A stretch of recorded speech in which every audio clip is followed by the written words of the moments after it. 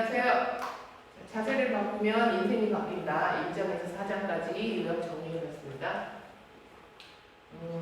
지금 프레제스하고 계속 연결되는 부분이에요. 근데 프레제스가 약간 속이라고 그랬잖아요. 그런 척 해라. 그런 거는 일단 껍데기부터 만들고 몸부터 하고 난 다음에 하자. 근데 이거를 정리를 하다 보니까 뭐냐면 결국 내면이 나온다는 얘기예요. 네. 그래서 프레제스에서 약간 아까 오면서 얘기했던 뭐지? 좋은 카바치? 존 카바진을 약간 디스하는 듯한 내용이 조금 나와서 제가 좀 의외다 했는데 결국은 몸이 먼저냐 마음이 먼저냐 이분법적으로 좀 나눠져 있다는 생각을 했고요. 그 통합이 우리가 취해야 할 방법이다. 이렇게 정리가 될 것 같아요. 그래서 알렉산더 테크닉 효과를 보면 단순하게 그냥 교정한 게 안 올라가. 단순한 자세 개선의 기술이라고 알고 있는 경우가 많다는 거예요. 어떻게 자세를 취하는데 이런 식으로. 근데 그 내면을 들어가 보면 동전의 양면과도 같은 동질성을 가진다는 것이 이해하는 것이 필요하고, 그리고 정신적 습관이 신체에 영향을 주고 자세가 생각에 영향을 준다라는, 아까 프레지스하고 같은 얘기죠. 근데 이 두 개지가 모순적이지만 정신이 신체에, 신체가 정신에 같이 있죠. 요걸 이해했을 때 제대로 된 효과가 발휘된다는 거예요. 그래서 실제 경험을 보면 먼저 자신이 스스로 서서 우리 이덕훈 교수님 시간마다 하는 거, 발바닥에 감각을 느껴보세요. 척추가 바로 섰는지 느껴보세요. 이런 거죠. 그래서 그런 경험을 제공을 하고 손을 이렇게 대주면서 이제 자세를 좀 잡아준다든가 하는 방법. 스스로가 감각이나 느낌을 경험하게 하는 게 필요하다는 거예요. 왜냐하면 이런 경험 없이 그냥 말로만 설명하는 거에 한계가 있기 때문이에요. 그래서 이제 통증은 되게들 터부시하게 여기는데 이게 경보장치라는 거죠. 몸이 말하는. 몸은 말하고 있었는데 그걸 못 느껴. 주인이 몰라. 그래서 그거를 통증으로 주는 사인이라는 거예요. 근데 그 사인조차도 무시하려고 진통제를 맞거나 아예 신경 차단술을 시켜버리는 형식으로 지금 하고 있죠.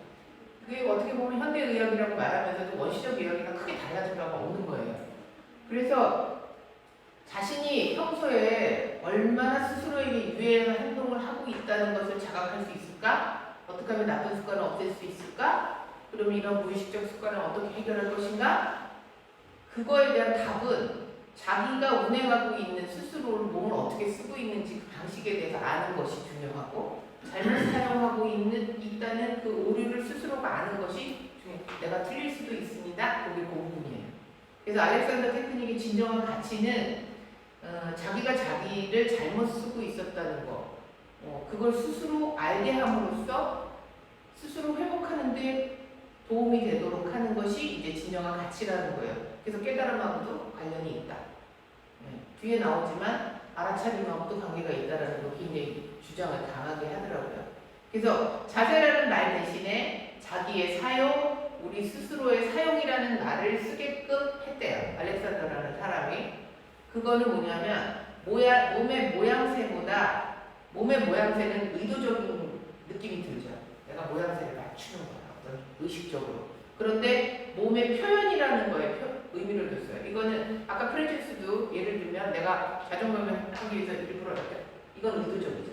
그런데 그게 사그라들고 자연스럽게 자연스러운 상태에 내놓게 되면 자기도 모르게 다소거치는 현상을 표현한다. 표현으로 드러내고 있다는 거예요. 순간적으로는 할 수 있지만 잠재적으로 자기 안의 심리 상태는 이렇게 표현하게 된다는 거죠. 그래서 자세에는 몸, 마음, 정신, 감정이 다 녹아들어있다. 그래서 이제 이 프레제스가 아니고 이 알렉산더 테크닉이라는 이게 광고더라고요, 결국은. 근데 그거를 이제 다양한 건강 유지를 위해서도 필요하고 스트레스 해소에도 도움이 되고 이제 그런 부분이에요.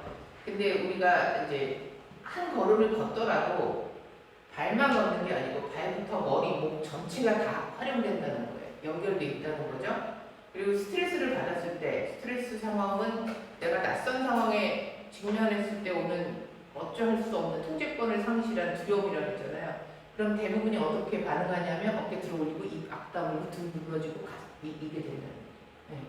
근데 그게 이제 여기까지가 몸에 대한 부분인 거고 여기서부터는 그렇게 굳어서 수축돼 버린 상태에서 어떤 행동을 못 한다는 거예요. 멘붕이 오는 상태면. 그리고 그걸 넘어서면 오히려 돌발적으로 비이성적인 행동을 한다는 거니까 괴상하게 변해버리는 거죠. 괴물로 변하는 그 순간이죠. 그래서 이제 동작 발달의 이런 과정을 통해서 스포츠 선수들한테 굉장히 많은 도움을 줄 수 있다고 해요. 경쟁 상태에 있는 스포츠 선수들이 그만큼 경직도도 심하겠죠. 그래서 이런 테크닉을 배움으로 인해서 신체 조절을 훨씬 더 자유롭게 할 수 있게 되고 그럼으로 인해서 그 부상의 위험 현저히 감소하고 또 두려움을 좀 줄이면서 자기 운동에 대한 즐거움을 충분히 느끼면서 운동을 할 수 있게 된다는 거예요. 네, 활력 증가, 불필요한 에너지 소모를 줄일 수 있다는 거죠. 자, 머리, 목, 척추, 골반과의 관계가 굉장히 정확하게 균형을 바로잡게 되면 회전 속도가 증가되는 거예요. 그래서 골프, 야구 배트, 아니면 복싱까지 이게 될 수 있다는 거예요. 자, 음악 연주가들도 마찬가지인 게 이제 요 책에 보면 38쪽 아무도 이 책을 안 갖고 온 것 같아요. 그래서 38쪽에 보면은 그 바이올린을 켜는 아이와 어른의 모습이 나와 있어요. 자, 요 그림인데 보이시나 모르겠어요. 아이의 어깨 높이와 어른의 어깨 높이를 보라는 거예요. 어른의 어깨는 아이는 굉장히 편안하게 이렇게 하는데 어른은 이렇게 돼요. 예. 그래서 우리가 평소에 표현되어진다, 표현되어지는 몸의 말이다. 그게 그거 같은 얘기예요. 연기 연변하는 데 도움이 되고 그렇다는 거죠. 그다음에 자기 개발이 된다는 거예요. 자신이 어떤 상황에서 육체적, 정신적, 정서적 상태를 알아차릴 수 있게 한다는 거예요. 어떻게 대처해야 되는지, 의식적으로 어떻게 깨어있을 수 있는지에 대한 주안점을 두기도 하고, 결론은 어떤 상황에서 자신의 반응을 관찰할 수 있는데 도움을 준다는 거예요. 알렉산더 테크닉이라는 거를 연습을 하다 보면. 왜냐? 몸과 마음과 감정은 본질적으로 하나이기 때문이라는 거예요. 그래서 아까도 말했지만 현재, 과거나 미래에 가 있는 것이 아니고 지금 현재에 내가 존재할 수 있는 게 자존감이고 프레젠스고 알아차림이고 그 책이 왜 우리도 많이 봤죠? 에카르트 톨레의 나오라든가 앤소니 두멜로의 발음 좀 해줘. Awareness. 네. 과거와 미래를 밀물과 썰물처럼 드나드는 와중에도 마음은 항상 그곳에 있다는 것을 여기서도 얘기하고 있는 거예요. 왜냐? 슬프고 우울하고 병들고 불행한 사람은 자세 또한 슬프고 우울하고 병들고 그래요. 얼굴이 또 시커매지고 예. 몸이 다 드러내고 있다는 거죠. 이 알렉산더라는 분이 영국 분인데 그 집안 분위기가 보니까 약간 그 어떤 그 범죄자를 낙인시킨 어떤 집안인가 봐. 그래갖고 영국의 한쪽 비층에서 조금 우울한 그런 느낌의 가정 형편에서 자란 것 같아요. 태어나고 100년 정도 전 얘기더라고요.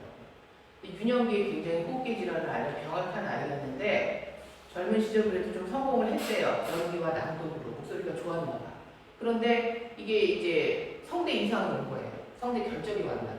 그러니까 병원에 가서는 특별한 방법도 없고 수술해라 아니면 쉬어라 이 방법밖에 없는 거예요. 그래서 이거는 내가 좀 찾아봐야 되겠다.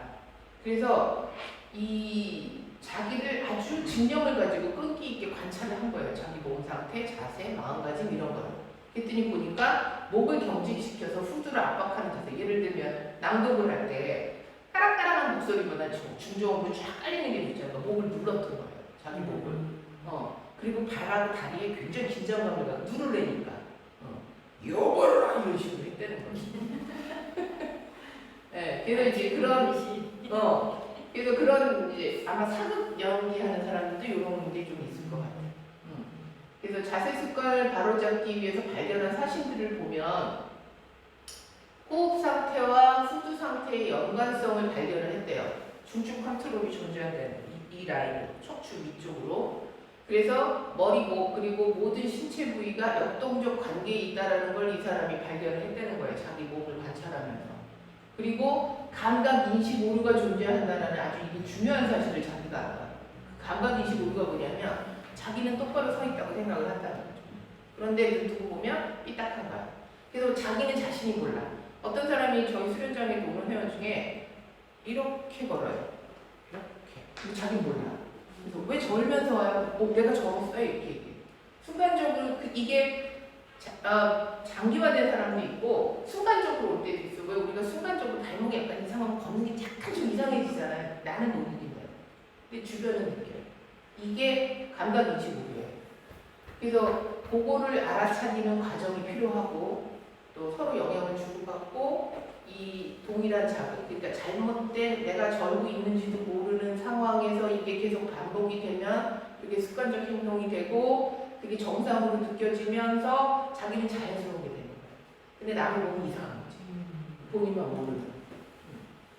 그래서 이제 요거를 바로잡기 위해서 그럼 어떻게 할 것이냐, 지시어라는 거를 도입을 했다고 그래요, 이 사람이. 그래서 정신적 명령을 의미하는데 우리 교수님하고 시간할 때 팔이 늘어난다, 가슴이 쇄골에서부터 벌어진다, 척추가 늘어난다, 이 그거예요. 그런 식으로 해서 이제 몸의 그 마인드 컨트롤이라고 할 수도 있고 아까 말한 이미지 트레이닝도 할 수 있는 게 이 부분인 거예요. 근데 이제 이게 실패를 자꾸 하는 이유가 뭐냐면 성급한 거야. 그리고 이 부분이 중요해요. 목적 의식에 집착한 과도한 몰입. 예를 들면 저희도 수련을 하다 보면 다리 찢기의 목표가 설정이 돼 있어. 그러면 그냥 다리만 찢으려고 용을 써요. 그래갖고 오히려 다쳐. 다리가 안 찢어져.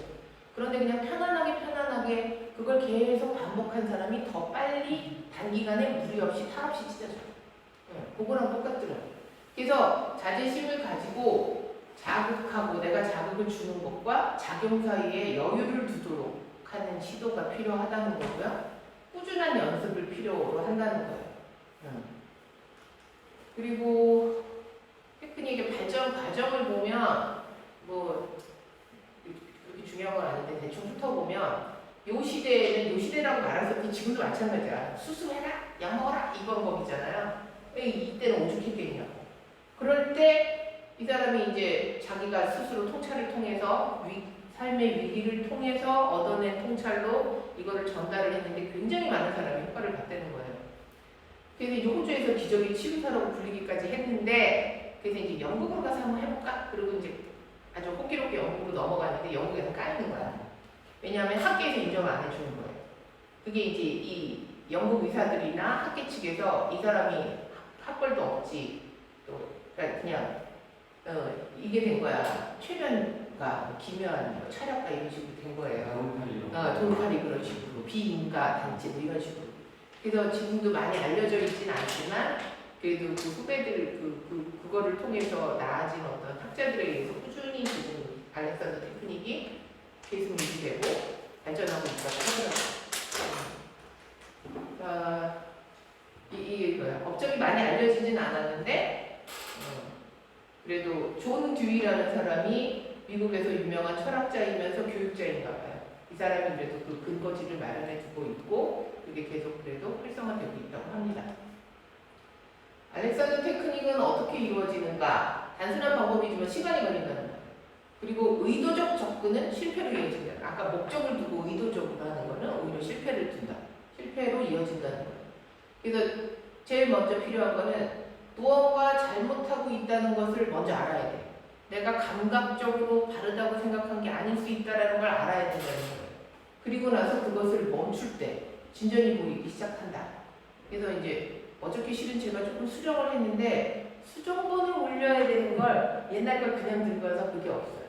그 뭐냐면 일단 멈춤이 되려면 알아차림이 돼요. 알아차림, 그 다음에 멈추고 멈춘 다음에 자기를 한번 성찰을 해보고 거기에서 새로운 지혜가 개발된 만큼 새로운 선택을 하게 되고 그게 행동으로 이어지고 게슈탈트하고 똑같죠. 그렇더라고요. 습관적인 행동, 특정 반응 자제하는 것, 할 것인지 말 것인지 스스로 선택하는 것 다 이 내용이에요. 더 배우려고 하는 게 아니고 덜 배우는 것, 그 다음에 불필요하게 긴장했던 근육들을 자유롭게 하는 것. 그런 것들이 또 하나 남을 알고 정작 자신이 모르는 그 긴장 상태를 스스로가 인지하는 것. 요게 이제 습관적 행동을 바꾸는 게 되고 요렇게 해서 행동을 바꾸게 되면 긴장이 저절로 풀리겠죠. 긴장이 풀리면서 자세는 좋아지고 통증은 줄고 호흡은 원활해지고 순환계 소화계가 좋아지고 생각과 감정에도 영향을 주고 그런 게 이제 계속 축적이 되면 뇌가 침착해지고 일상의 행복감을 느끼게 된다는 거예요. 자, 근육의 이완만이 아니고 긴장도를 풀고 여기서 요 말이 중요해요. 이완만이 아니고 굳어있는 데는 이완시켜야 되고 너무 늘어져 있는 건 수축시킬 필요도 있는 거예요. 그래서 이제 요가에서는 주로 이완을 얘기를 해요. 근데 우리는 수축과 이완을 동시에 갖고 있어야 된다는 거예요. 그래야 지탱을 하지. 그래야 중력에 바로 설 수 있죠. 그거를 여기도 얘기하고 있는 거예요. 그래서 이게 꼭 한국의 불선도 같아. 그래서 어떻게 하면 좀 더 효과적이고 효율적으로 움직이느냐. 힘을 써서가 아니고 내가 이걸 들려면 이거 들은 정도로만 힘만 쓰면 되는데 이렇게 할 필요는 없다는 얘기죠. 그거를 근데 내가 긴장하고 있다는 걸 모르면 그걸 한다는 거예요. 우리가. 그래서 아이와 성인의 움직임을 보면 두드러지게 드러난다는 거예요. 자유롭게 그 흐름에 동작의 흐름에 몸을 맡기는 게 아니고 뻣뻣하게 이상하게 하는 거지. 그래서 그거는 자각하느냐 자각하지 못하느냐 내가 잘못된 사용을 하고 있느냐 그걸 알느냐 모르느냐 거기서부터 시작되는 거예요. 요즘 요통이 엄청나죠. 감기 못지않게 요통 우울증 감기 감기는 흔한 질병이잖아요. 누구나 다 1년에 한두 차례씩은 걸린다고 볼 수 있는. 근데 거기에 우울증이 들어갔었어요. 몇 년 전에. 근데 지금 요통이 들어가 있어요. 그러니까 거의 열에 9은 다 요통하자라는 거예요. 근데 원인을 해결을 못해. 왜냐? 정확한 연구가 이루어지지 않은 거예요. 그래서 이 사람은 이 100년 전부터도 이 얘기를 하고 있는데도 불구하고 이걸 다 간과해버리는 거죠. 운전하는 운전석이 약간 삐딱한 거 아시죠? 아 그래요? 네, 현대자동차 그 생산에 있던 분한테 들은 얘기인데 이쪽에 쏠려 있잖아요. 근데 우린 정면을 봐야 되잖아. 근데 약간 삐딱하대. 그래서 오래 운전하는 사람은 골반이 다 틀어지는 거예요. 이런 식으로 삐딱하기 때문에. 여기서도 그거 이해가 들어서 나온 거예요. 원인을 찾을 수가 없었대. 별의별 거 다 했는데도. 그런데 보니까 자기가 골반이 틀어져 있었다는 거를 여기 가서 한 거예요. 알렉산더 테크닉 가서. 원인을 제대로 알아야 된다는 거죠. 그리고 같은 얘기예요. 자신을 알게 돼야 더 넓은 선택의 자유를 갖게 된다는 거. 그리고 수업 과정은 그래서 이 알렉산더 테크닉의 수업 과정은 먼저 불균형을 알아차리는 과정이 필요하고 두 번째는 긴장을 해소하는 과정이 필요하고 그 다음에 세 번째는 자연스럽게 제 기능을 발휘할 수 있게 하는 움직임을 배우는 과정이 있고 또 하나는 이러한 과정들 속에서 이게 육체적인 문제만이 아니고 정신적, 감정적으로도 연결되어 있음을 알게 함으로 인해서 새롭게 반응하는 방법을 배우는 거예요. 결국은 알아차림이 핵심이라는 거예요. 알아차림이 핵심이고 내가 어떤 상태에 처했을 때 어떤 식으로 긴장을 하는구나라는 것을 스스로 알아차리는 것. 그것부터가 시작이고 그 알아차림을 하게 되면 내가 불필요한 힘을 뺄 수 있게 되는 거죠. 거기에 적절한 힘만 딱 갖고 동작을 하거나 행동을 하거나 어떤 상황에 대처할 수 있는 거예요.